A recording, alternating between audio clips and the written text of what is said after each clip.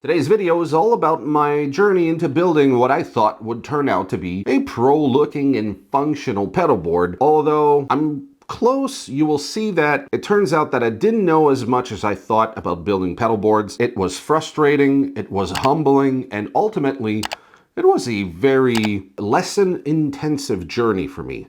I learned a lot, and hopefully by watching this, you're going to get to laugh at me, you're going to get to maybe feel my frustration, and perhaps avoid making the same mistakes I did when putting this thing together. So, without further ado, let's get started.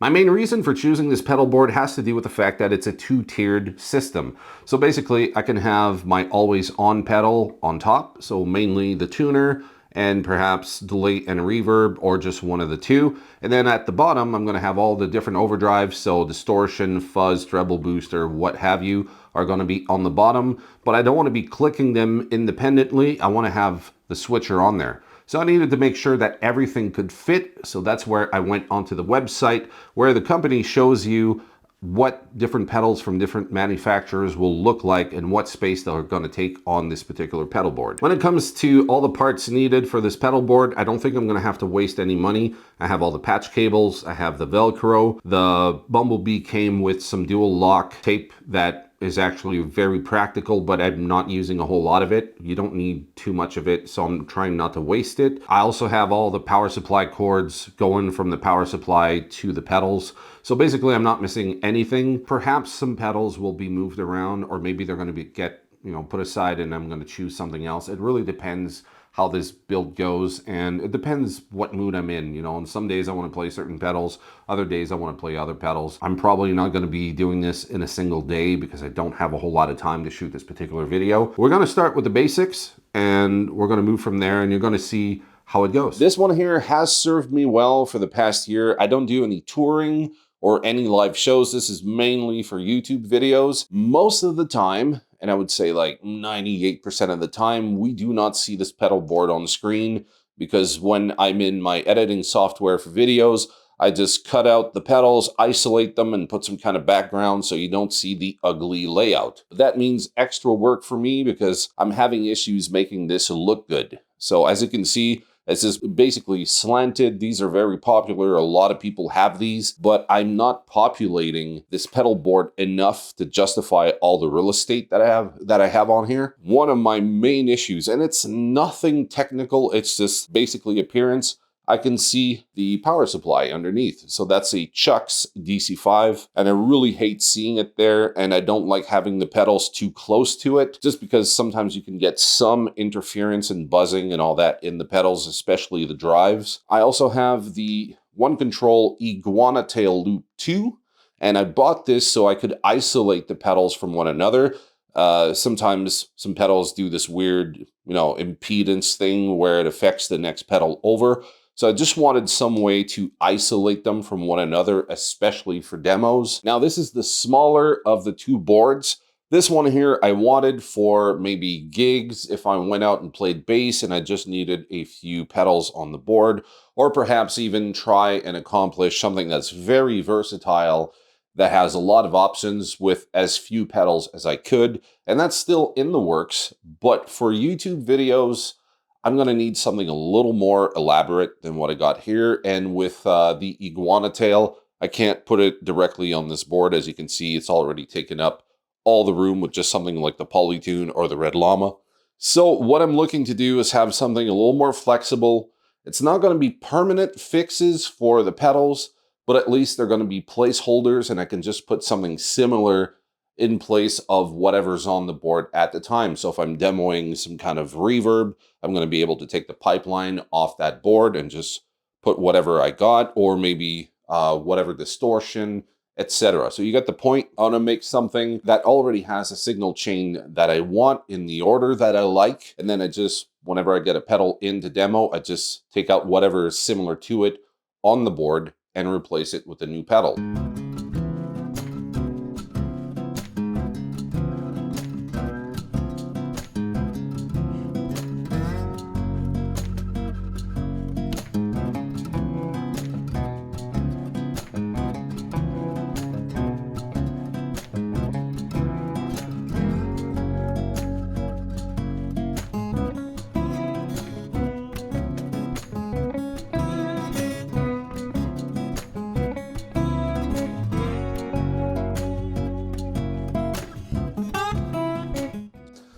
get a very nice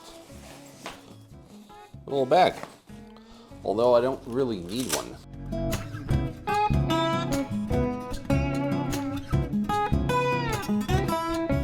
This is what it looks like. So I got 1, 2, 3, and 4 rows of pedals here, and I got 2 on the bottom there, and hopefully you can see there's 1 and 2 over here, 1, 2 there, and nothing in the middle. So there, in here, and there. But this, I could unscrew, hopefully the lighting is right, these screws over here, and I could bring these down over there and lay this out however I want, which is most likely what I'm gonna do. Now, before I forget, there was a bag here that has what you need to tighten the screws on the side. It also has a few extra screws, and it has these brackets over here, which look to me, I haven't read the instructions, hopefully you can see it. So basically, these look like they are cable management brackets. So I'm going to be able to put this underneath the rackings over here and just get the power cables from the pedals to run through here and keep everything nice and tidy, which has been an issue with my 2 previous pedals. So let's go start building this pedal board. So this is the Bumblebee. Right now it is the way they sent it to me, with the 4 lats on top and there's 4 on the bottom. There are 2 right over here. There's an empty space there where the white is, and there are 2 lats there. Right now, what I've concluded is if I put any of the overdrive pedals on the bottom, that's what it would look like. And to me, that's really not a great look. The pedal here is coming off just on the edge of this lat, and the buttons here are touching this one. So that's not ideal for me. The cool thing is that we have holes right here in between every single lat, and I apologize for the moving and shaking table. It is an IKEA table, and I don't have anything sturdier at the moment. So yes, there are holes right here, which implies that we could move this lat one bit closer over here or move it further down over there. What I'm thinking right now, I still need to check this, but I'm probably going to be getting rid of these 2 on top to make some room for the pedals on the bottom. I'm probably going to get rid of these 2, put them down there, and from there, I'm going to be moving the second lat so that I can put standard size pedals like this, where they connect to the bottom one and the top one, but also have enough room that something like this, when I put it on here, can connect with the bottom and top part as well. So I don't have to solely rely on a middle lat like this and waste some valuable real estate on this board. What I was thinking at first is that if I have any pedals that are always on, that I could put them down here. But that's not going to be the case because, well, as you can see, the foot switch here are too high and they don't fit in. I could probably find some way to wiggle that in there, but that's really not ideal. A pedal like this guy kind of slips in there, no issues. Like, I'm just using this as a template. Of course, I wouldn't put my tuner down there, but if it would have knobs, well, actually, we're going to use the Valbrook Pipeline V2. So roughly the same height, but the only difference is that it has the knobs here that are a little higher than the foot switch. So when you put them in here, you're fine. So if I were to, I don't know, put some pedals down here, I would probably put them towards the end instead of over there, because the more you move the pedal, it gets stuck about halfway because of these. So, and if I take these out, then there's really no sense on me putting a pedal down beneath here. So what I'm thinking is that I'm just going to keep this back part of the pedal underneath here for the Chuck's DC5, and I might even put my Rockboard power supply here chained up to the DC5, so that way I have more power outs depending on how many pedals I need for this board. And yeah, that's it. Instead of taking out all my pedals, figuring out which ones I'm going to be putting on here, what I intend to do is go on the website that you can find on the NUX website. And this site has all the different bumblebees. There's 3 of them. You can use whatever template they have on there, and they have a bunch of really well-known pedals. And you can do exactly the same thing you would do on the pedal train site. You just put your pedals on here and you move them around and you see how you like the layout. The only difference is that their top part only has 2 of these lats. It doesn't have 4. So I'm going to be experimenting with the website to see what best layout I could use for my own pedal board. And I'm going to be determining what pedals I actually want to put on here. I'm going to go do that right now. There's a site called Pedalplayground where you can actually find the model of the Bumblebee. So mine is the large one with the top part here. And also you can separate from the top part and the bottom part where you can have the different pedals. So you can just stack it one over the other and see how it lays out. This back part here is going to be where I put the DC5. And on the bottom part here, I'm going to be putting the one control. Now that's going to be a mainstay on this pedal board. And I'm going to put all of the overdrive pedals on the bottom part. When it comes to modulation and time-based effects, I was thinking that using individual pedals might take up more room on this pedal board. So I thought about the Line 6 HX Stomp and just use it not for all the amp modeling and all that stuff. Use it primarily for all the choruses and phasers and delays and all that. But I do prefer the individual pedals, as I can just go onto, whatever, the metaverse or whatever, and just fiddle with the knobs and get the sound I want, as opposed to programming everything into the HX Stomp and then switch between different presets. Let's just see what it would look like if I took this pedal board and just put on the Ampster and the Line 6 HX Stomp and see if I wanted to go ampless, what that would look like. Would it fit on this particular board? So obviously I'd be using the HX Stomp for the effects if I did that, and I would be using the Ampster as the main amplifier and use the XLR direct to front of house. So now we're going to be looking at the types of pedals. So at the very top there, I have what I consider boost pedals. So I have your TS flavors and clones and different types of cleaner boosts. That's what I have that I might be using on this board. I don't know which one I'm going to go with right now, but I'm still, testing a few ideas out. I want to go with more commonly available pedals for different demos. So I'm not sure if I'm going to go with one of these. I still have other options that I can use. So over here, we have your light drives. So these are the ones that I'm considering. I have the Emerson Custom. I have the Fairfield, the BD2, the Timmy over here. I also have the Red Llama, which is one of my favorite, but I'm still debating between that and the Tim V3.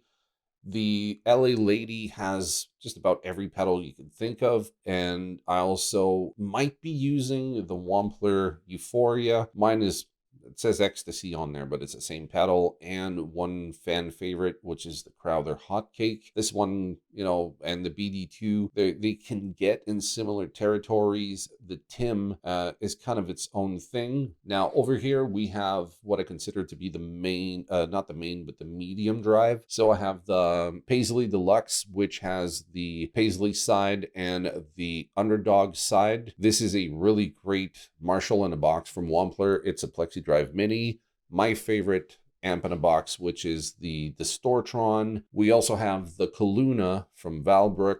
This is a preamp 250 style pedal from Earthquaker Devices. It's called the Gray Channel. And we also have the RZA Frazit that does the amp in a box thing, but also is kind of rat-ish if you tweak it the right way. And then over here we have the Fuzz. So this is the JHS 3 Series. It's basically a silicone fuzz face, and it's really, really killer. We also have the Wampler Velvet Fuzz, which sounds like a fuzz face going into an overdriven amp. It's a really cool tone, and I'm still debating about this one. We also have the Kingmaker, which is actually a digital fuzz from Source Audio, It has all the classic fuzz. Actually, don't have any qualms with it being digital. This is the Ultra Wave. This one is a little weird because it has fuzz, but it also has EQ and compression, and you can sidechain things. It's not just a typical fuzz, so I'm not sure if I'm going to use that. Then we have the Ram's Head Big Muff, which I really love, but it's kind of a one-trick pony. It does the one type of fuzz really well. This is the DoD Carcosa, which is actually like a Maestro fuzz, but it can do very light breakup and do all-out fuzz. This is the Frederick Effects Unpleasant Companion. It's basically a Shinai companion fuzz, or whatever that one was called. It's really cool. It does a whole super fuzz thing. And then we have the Swollen Pickle, and it's more like a big muff. Then we have the Rat. We have the Victory V1. We have the Cranium from Xander Circuitry, which is another Rat. And this one I'm still on the fence about, which is the Bogner Ecstasy Red. It's cool, but I'm not sure if I would put that on my pedal board. So those are the options. Anything from light overdrive boost all the way to fuzz. When it comes to the phaser, I typically put the phaser first. So I'm wondering if I'm going to be putting the phaser right after the wiretap, and then probably going to go phaser first, and then I'm going to go with some kind of fuzz right after. So I'm still debating about the signal chain. So I don't know if I'm going to go Big Muff or Carcosa. It's probably going to be Carcosa because I can do light overdrive and fuzz. So it's a little more versatile. Yeah, I'm probably going to go with that one. So it's going to be the wiretap, the phaser, and then fuzz. So now right after, I'm probably going to be putting some kind of distortion. So maybe the Cranium, which is more of a Rat style circuit, but I do have the Rat, but I'm not the biggest fan of the original Rat. The Bogner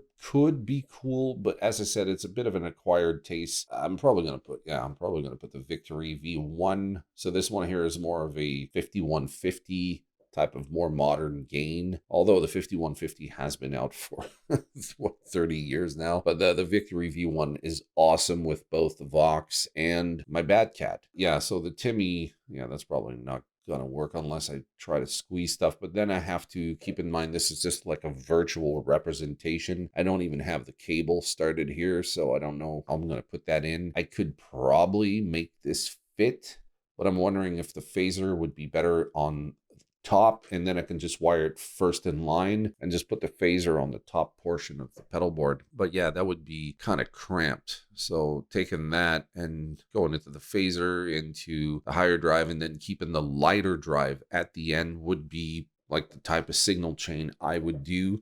Typically like the higher gains first, and then something softer, like maybe, I don't know, BD2 or something like that. Last, just the boost. I could put it first, but sometimes you don't get more volume out of putting a boost first. Let's see what the top portion, if the pedals, yeah, I don't know about like the headroom there's going to be between the pedals and that top portion.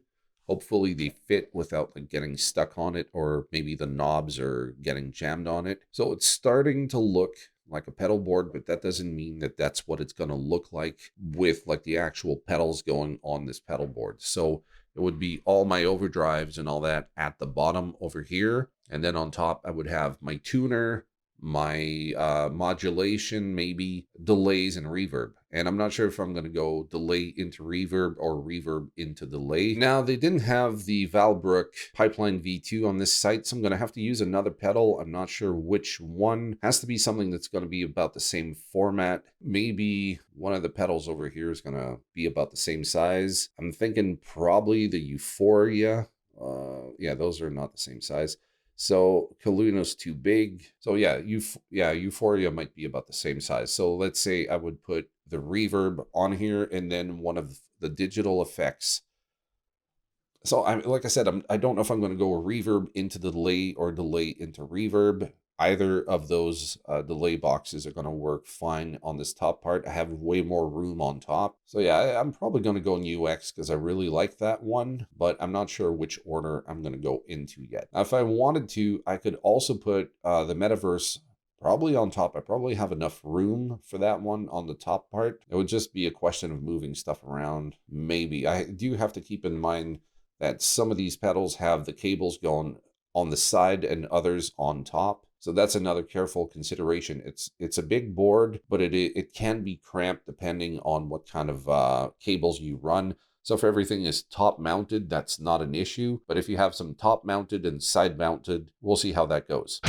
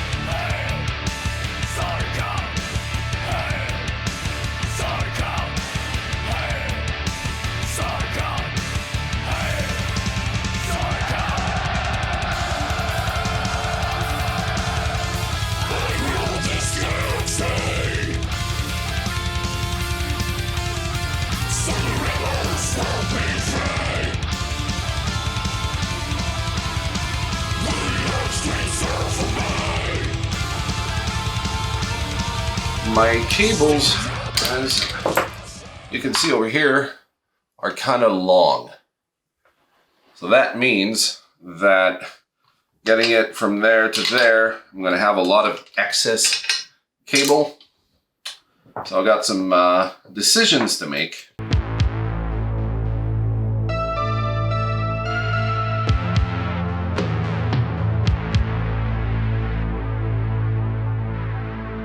All right, so the next crucial piece is going to be the wire tab, which is this guy here. Now, I'm wondering if I can, through the power of magic, I have one R1, S1, R1. R1. Okay, cool.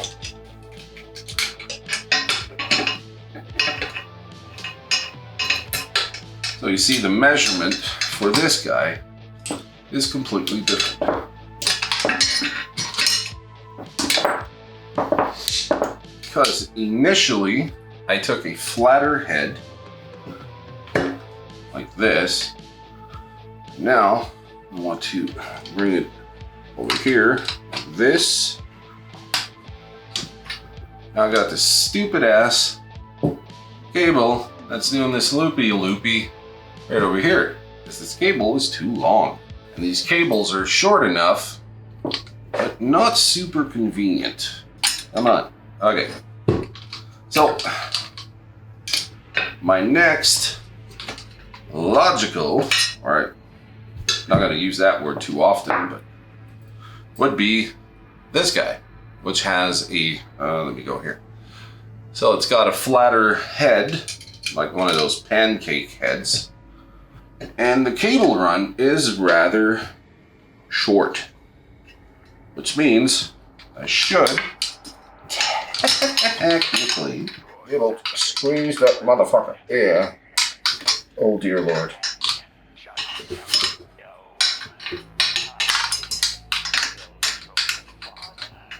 One eternity later.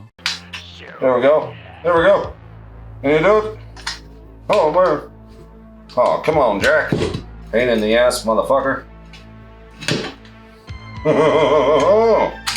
There's always something ain't there. Ain't it? I'm about to take a fucking break for today. It was much longer than I thought.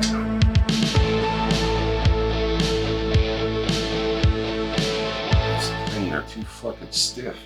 See, these cables, they're kind of neat, but can't get them to run anywhere without having this bend here, because this shaft is a bit too long and it creates kink here, so you don't want to break that. That's why these pancake looking things are a bit better. These are better. I bought these, I think these are Rockboard cables, and they're more malleable. So I'm not stuck with something stiff, because these are good if you're gonna link the pedals together without a switcher. But then as soon as you get the switcher, you plug this in, you try to go in, and then it takes up about 1.5 inches worth of room here. I don't know if we can see that properly, but it takes like a solid 1.5 inches of real estate here, and I don't have a whole lot of room, so I have to really think about like how the hell I'm going to put this together. Now, I'm just using the cables I had. I could have bought like a bunch of cables before, only shoot this, and pretend like I had everything that was needed to make the world's neatest board. But the truth is that I'm just trying to reuse whatever I have so I don't have to spend more money. And what I'm finding right now is that these extremely long cables are very malleable, but I have a lot of excess. I'm gonna have to find ways to tuck this in here, which, to be honest, is not really how I thought this was gonna go. But these are the fun things that happen when you don't know what you're doing, and you decide to shoot a video to show people how stupid you are and that you don't know what you're doing. But I'd rather be honest and show what it looks like to be, you know, someone who is struggling with these things, than pretend that I know everything and that I'm the world's best pedal board builder, which I am definitely not. Did a twirl here in the cable. It doesn't really matter because I'm not really like going hard on it. I'm gonna put some tie wrap here, and then I have a more manageable cable. And like I said, they're more malleable than the ones from Ernie Ball. I really do dig the Ernie Ball ones, but they really come in handy when you just link pedals together and you don't have to go through a looper. So it's still Friday. I am currently at a standstill with the pedal board build. I have everything in place. All the patch cables are put in, except the issue that I'm having is that the patch cables I bought initially were for the bigger board, the Pedaltrain-pro. That one has way more real estate, so if I wanted to get some of the leads over to the ones on the top row, I had to have much longer cables. Now these cables now, it's a good thing that they are flat in profile, because that means I can coil them up and hide them tucked behind here. But if I look underneath over here, it doesn't look as good as I would like it to look. So what I've done is bought some 28 centimeter cables instead. So they're going to be able to go from here up to the pedal with a bit of slack, but not as much as I have now. So I kind of have to coil up, I don't know, like about 3 inches worth of cable and tuck it behind here. It looks okay like this. Obviously, I wouldn't be bragging about this board saying that I'm a super good pedal board builder. I'm not. I'm still learning. There's a lot about cable management that I'm seeing that is a bit of an issue. So what I've done is I bought those little squares where I forget what they call it, tie wrap, tie downs or something like that, where you can stick it to the base or to the top part here, and you can just run tie wrap through, get your cable wherever you want, and then just tie wrap it. And it's neat. It's very tidy, and you can't see it. It's underneath. So I have a few of them that I bought.